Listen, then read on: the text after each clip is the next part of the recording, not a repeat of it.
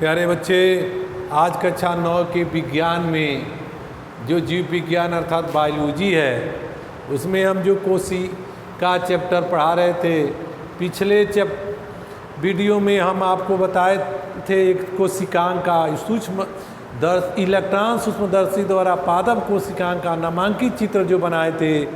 हमें उम्मीद है कि वह चित्र आप बनाए होंगे और उसको जो है आप लोग खूब कायदे से तैयारी किए होंगे। उसी को आगे बढ़ाते हुए कोशिका हम के बारे में एक दिन हम बता दिए थे। कोशिका के बाद से अब कोशिका के प्रकार हम बता रहे हैं। कोशिका दो प्रकार के होता है।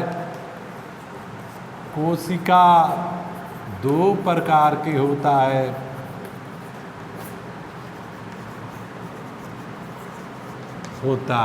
ये तो आप लोग जानते हैं।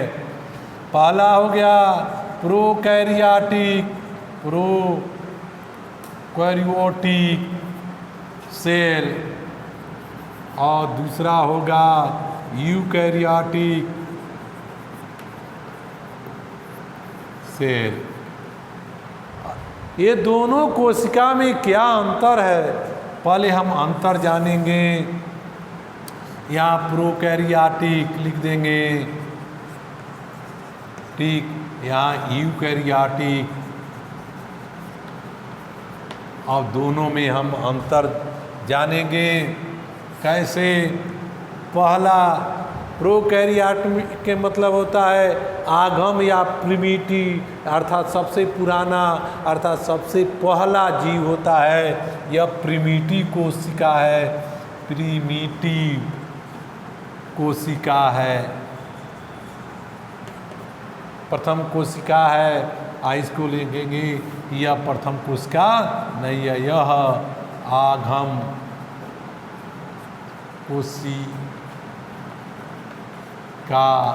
नहीं है।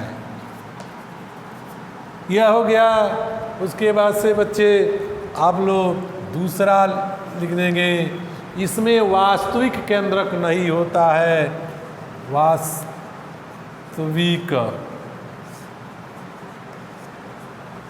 केंद्रक नहीं होता है।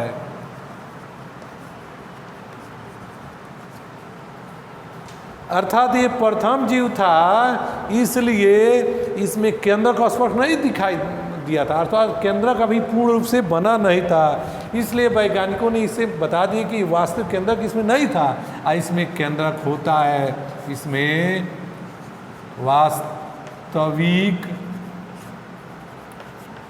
केंद्रक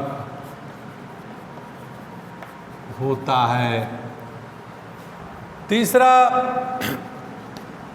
प्रोकैरियोटिक में इसमें डीएनए डीऑक्सीराइबोज न्यूक्लिक अम्ल जो होता है,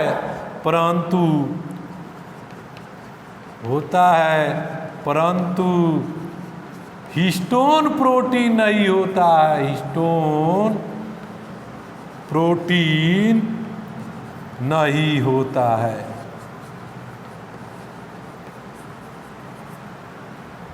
यानी इनकम्प्लीट है, यह कंप्लीट नहीं है। इसमें होता है। इसमें क्या होता है, जो डीएनए में हिस्टोन प्रोटीन है वो होता है।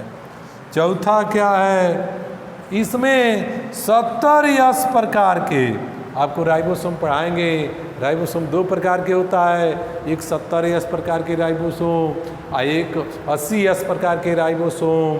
70S प्रकार के राइबोसोम एक कोशिकी में होता है, 80S प्रकार के राइबोसोम बहुकोशिकी में होता है। इसमें 70S प्रकार के राइबोसोम होता है, इसमें 80S प्रकार के राइबोसोम होता है। इसके बाद से पांचवा, ये एक कोशिकी होता है। यह एक कोशिकी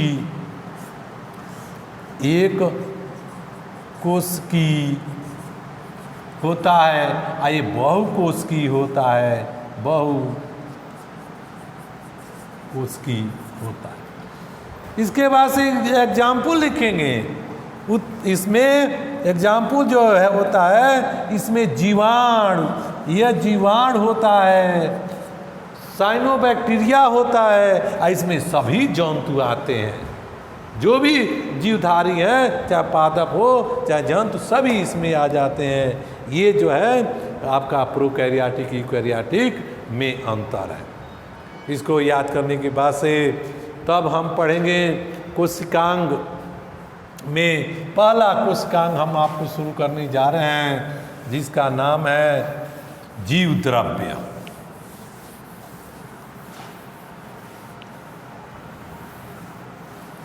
सेल में हम पहला जो पढ़ाने जा रहे हैं उसका नाम है जीव द्रव्य प्रोटोप्लाज्म। प्रोटोप्लाज्म,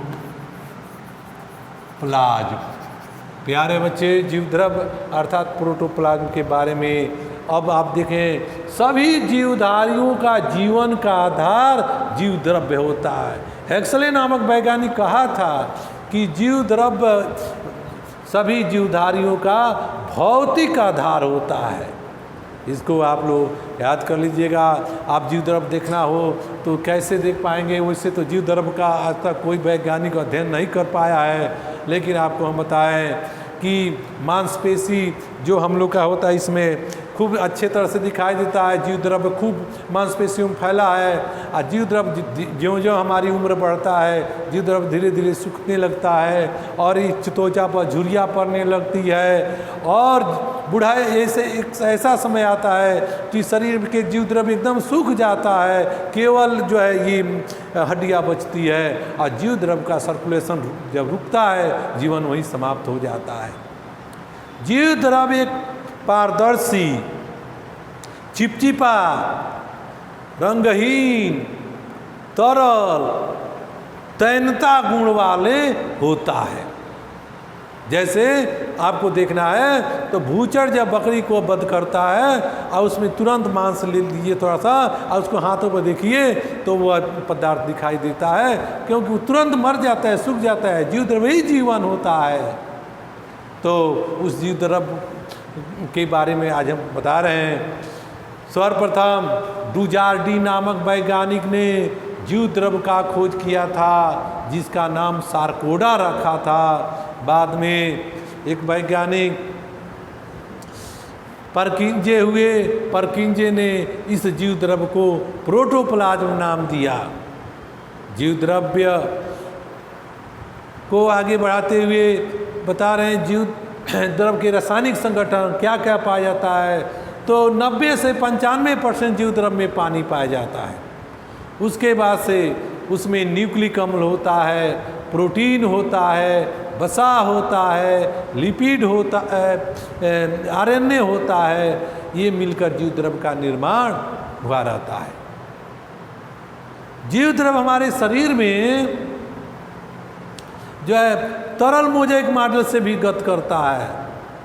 सिंगर और निकोलसन नामक वैज्ञानिक ने एक कोशिकांग के ऊपर ये जो है उसका कोशिका कला का अध्ययन करते समय देखा कि जो कोशिका कला के अंदर जीव द्रव्य है वह अनियमित आकार का है, जो जिसको जीव कला चारों तरफ से घेरा रहता है। ये अपना गति अनियमित आकार से कभी जो चक्र गति करता है, कभी सुडोपोडिया के माध्यम से गति करता है, ऐसे करके यह गति करता रहता है। तो जीव द्रव्य को खूब बढ़िया तरह से नोट बना लेंगे और उसके बाद से शेष हम अगले दिन पढ़ाएंगे।